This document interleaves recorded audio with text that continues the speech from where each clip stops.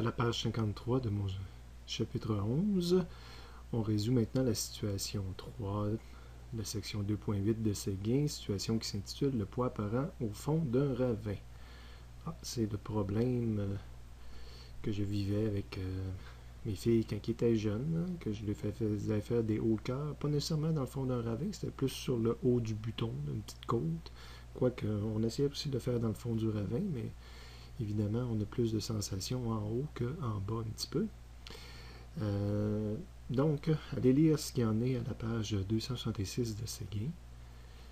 Après une première lecture, on en fait une deuxième lecture pour identifier les données. Donc, c'est une voiture qui se promène sur une route avec des beaux petits creux. On nous donne la masse d'Albert, 90 km. Le rayon de courbure au fond du creux, 150 mètres. Donc, c'est mon rayon. La vitesse de la voiture, 90 km/h ou 25 mètres secondes. Et on nous dit quel est le poids apparent qu'on ressent quand on passe dans le creux. Évidemment, on se sent plus pesant. Ça, c'est moins d'effet. Mais quand on arrive en haut d'un buton, si on accélère en haut d'un buton, puis quand on est jeune, évidemment, parce que le système vestibulaire de l'oreille n'est pas développé de la même façon, il est plus sensible. Ben, c'est pour ça que les enfants en haut d'un buton ont souvent une sensation de « Ouh, le cœur nous lève ».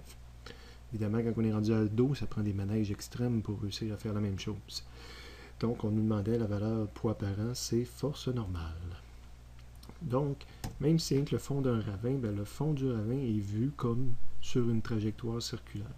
Évidemment, ce n'est pas une vraie trajectoire circulaire, c'est juste dans le fond que je suis une courbe. La masse considérée, le rayon de courbure, je l'ai dessiné là. La vitesse, mais c'est la vitesse de la voiture en ligne droite. Et on demande la force normale, donc je vais avoir besoin de toutes les forces qui agissent à ce moment-là. Ben, j'ai FG vers le bas. Puis je vais avoir également la force normale, évidemment, parce qu'on repose dans le siège, ou en tout cas on est à côté sur quelque chose qui nous soutient. On cherche une force, je vais passer par la deuxième loi de Newton en centripète, parce qu'on est sur une trajectoire circulaire, donc somme des forces centripètes est égale à MAC.